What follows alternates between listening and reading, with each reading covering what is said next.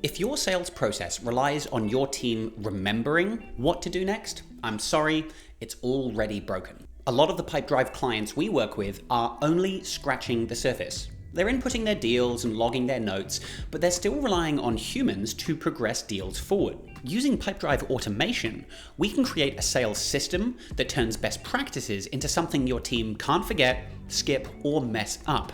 First, I'll walk you step by step through how to create an automation in Pipedrive, and stick around to the end where I'll show you some of the actual automations we've built here at MinorCo that help us to eliminate mistakes and ensure a good deal never slips through the cracks. Let's get into it.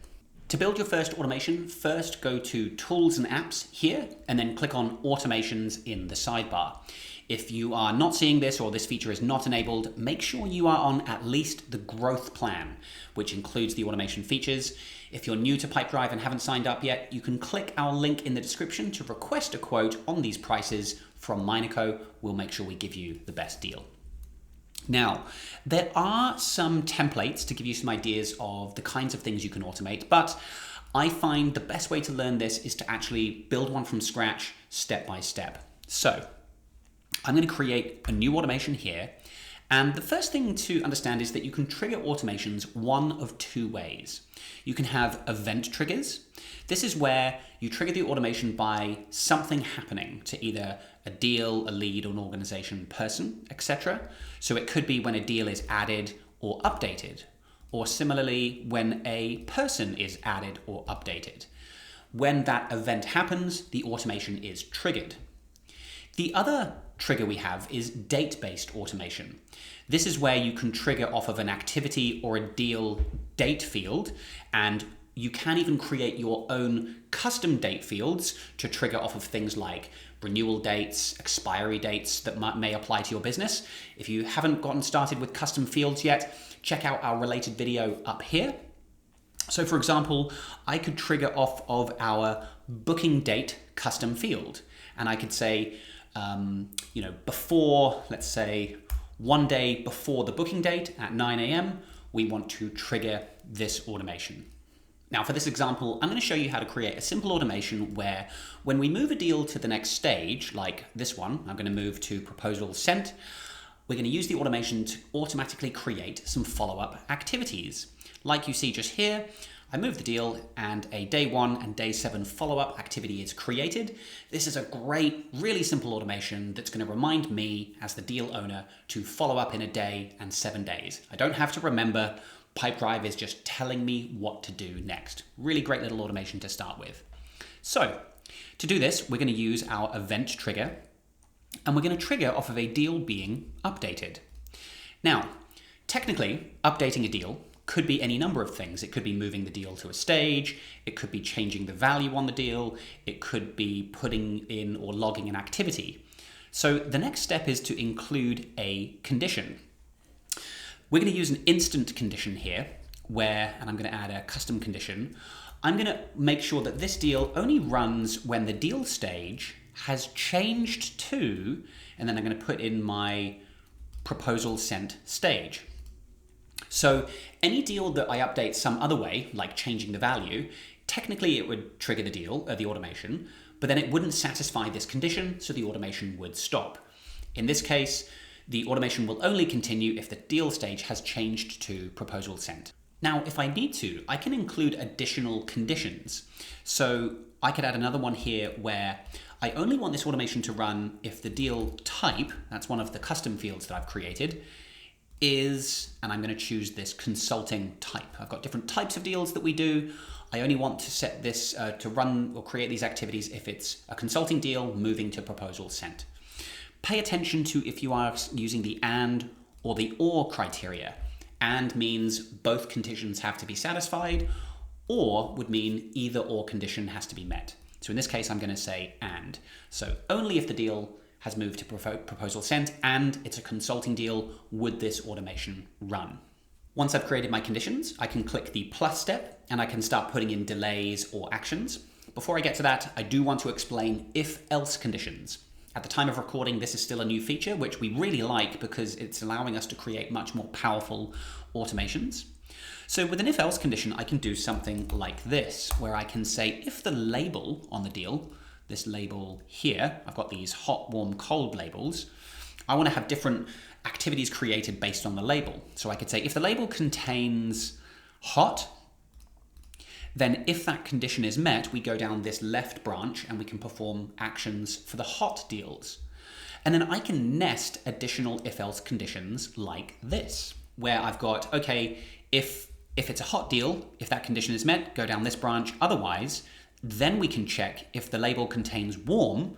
If that condition is met, go down this path. Or finally, if that condition is not met, we then check if the label contains cold. If so, go down this path. So we can have branching logic depending on what we want to actually do. So let's build some of this out. So if the first two conditions are met and it's a hot, it contains the hot label, if those conditions are met, we come down this branch here. And what I could do is then put in my action. And there's all sorts of actions we can perform, like creating activities, sending email campaigns, we can update the deal, we could convert the deal to a lead, duplicate the deal. There's things like update the person or organization. We can even integrate third-party tools like Slack, Trello, and if you really want to get fancy, you can trigger webhooks.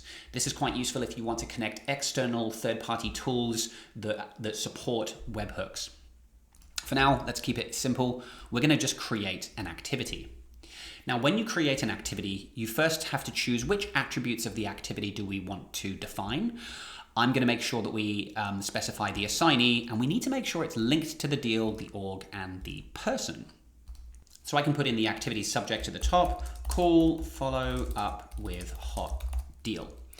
The type of activity I could just use is the call type, and I could say, right, we want to do this in one day, and maybe we'll skip weekends. It's a hot deal, let's follow up the next day. Down here I can choose who is this assigned to. I could assign it to myself, so I'm always going to be the one doing those calls, or what would be better for an automation like this is we use the deal owner field. That way I build this automation for everyone on my team. Whoever the deal owner is will be the one assigned that activity. And finally, we need to make sure we link the activity to the deal that triggered it and to the linked organization and linked deal contact person. If you are wondering, what is this deal organization and deal organization before? What's that about? Because one of the ways you can update a deal is updating the organization that's attached to the deal, we have the organization before the update and the organization after the update. In this particular use case, it doesn't matter what we use. I just use deal organization. So there we go. There's my first activity. And now I'm going to continue building out my other branches in a similar way. So here we go. I've done the same thing for this warm branch here. The only thing I've changed is I've said the activity is going to be due in 3 days. Because it's not as hot, I'm just going to give them a bit more time. I've set that as a 3-day activity. Now for this cold branch, I'm going to do something a little bit different. I don't want to call these cold deals. It's not worth my time. We're just going to automate an email instead.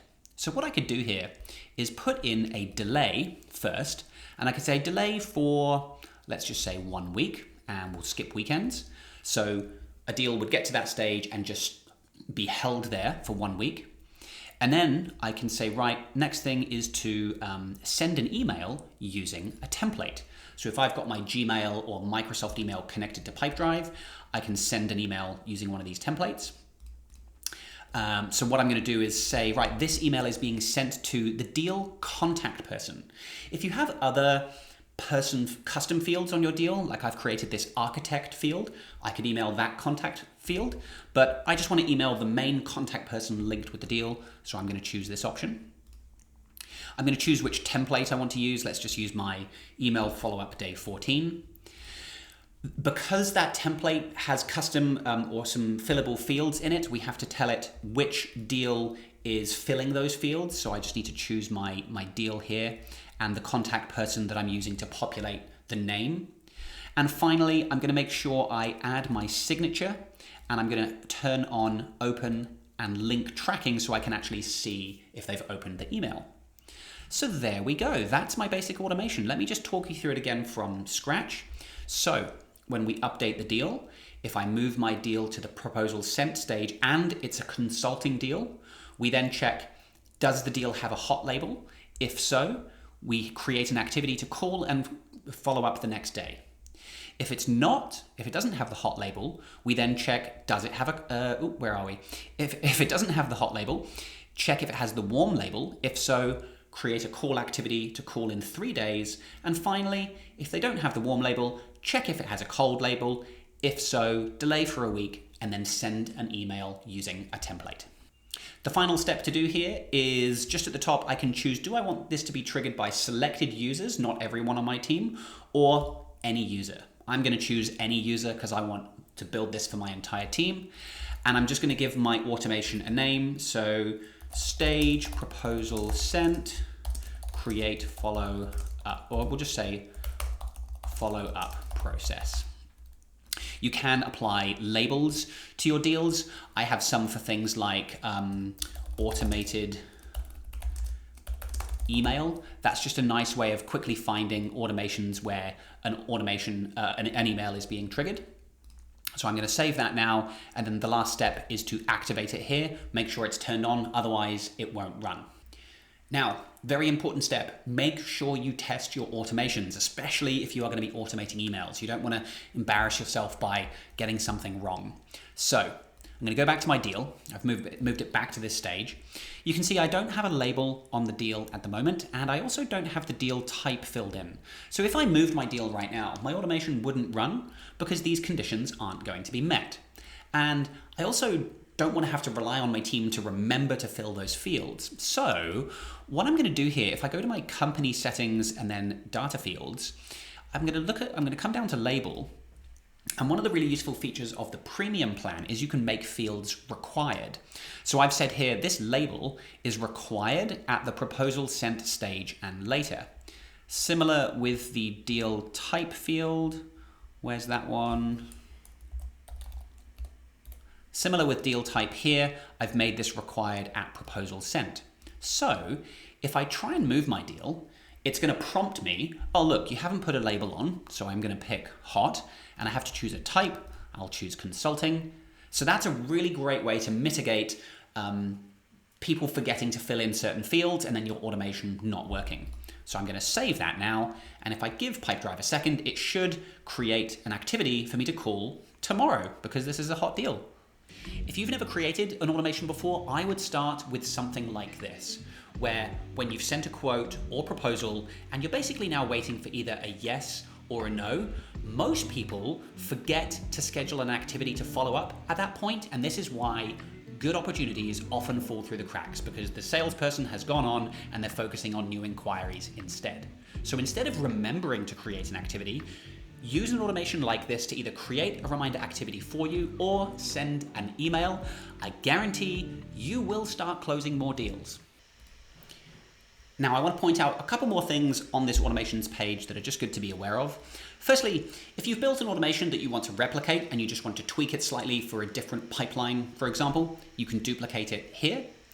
If you're having trouble with an automation, you can view the history and you can see when the automation ran and if there were any errors. So here's the recent run for the deal that I just triggered. You can actually see the path that it took to come down here, and you can click on any of these stages to see which conditions were satisfied.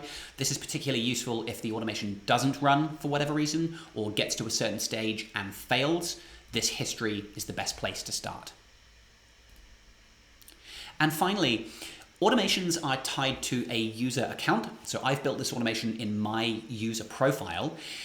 If I were to leave my organization and my profile was going to be deactivated, best practice is to transfer ownership of the automation to somebody else. Otherwise, the automation will no longer run. This is why we often recommend using an admin account or an admin profile, which is always going to be in your account, and build automations there so that you avoid having to move automations around if somebody leaves the company. Now, let me show you some of the actual automations we've built and that we use in my company, MinorCo. And I will just say that since building a lot of these automations, we make far fewer mistakes. It's very hard to forget a step, and it makes training and onboarding new team members, whether they are salespeople or admin people, a lot easier because they basically just start using Pipedrive and the automations do a lot of the work for them. So the first one here is if we lose a deal, so we're using the deal updated trigger, the status has changed to lost, and the lost reason is no show. So somebody booked a call, they just didn't show up. We then just send an automated email saying, hey, looks like you didn't make the call. Let us know how you want to proceed. Now, this one is actually triggered by selected users, and setting it up this way means the email will come from the deal owner. So if Andrew, in this case, loses the deal would come from the email would come from Andrew, or if it was my deal, the email would come from me. So really simple automated email there.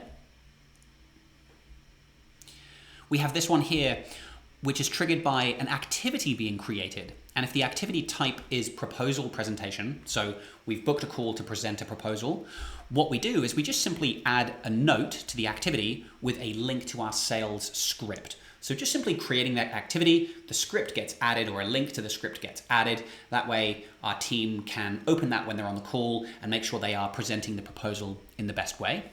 We have this one here where when a person is updated, and the conditions are we're checking if the label contains the Pipedrive subscription lead label. So adding that label triggers an email where we reach out to offer billing services. We then delay for a week, and then this part's really cool. If they do not reply, so email has been replied to is false after 1 week, we send a follow-up. So we're able to send outreach emails to prospects basically without even lifting a finger. And let me show you one more. This one's quite a big one. This one is triggered when a deal has been marked as won on our Pipedrive subscriptions pipeline. And then we have a bit of branching logic going on. So if we've sold a brand new subscription, we add a label to the organization because we want to categorize all of our customers. We create 1, 2 follow-up or 3 follow-up activities. And then based on if the billing term is monthly, we update some custom fields, or annual similar. So we basically just want to get all the fields updated so we can easily find our monthly and annual customers. So there's kind of field updates happening. Or we have these other branches. If it's updating an existing license or renewing a license, we again create different activities for those different scenarios, update the deal, organization, that type of thing. So automation's great once you win a deal for either following up with customers or updating your database so that you can easily find those customers again later. Now, Pipedrive's automation tools are great. We can do a lot natively in Pipedrive. But some of the clients we work with are trying to create even more powerful automations, and sometimes we do hit limitations with Pipedrive's automation tools. And this is where we will sometimes turn to third-party software like Zapier or Make, either because what we're trying to automate isn't possible in Pipedrive, maybe we're trying to connect a third-party tool that doesn't integrate, or we're trying to build AI workflows into our automations. MinorCo is also a Zapier Premier expert, and if you need help with automation because all of this was just too much and too confusing, then book an introductory call with us using the link in the description below. We'd love to help. I hope you found this video useful. If it was, give this video a like or post any questions you have down below. Thanks very much for watching, and I'll see you in the next video.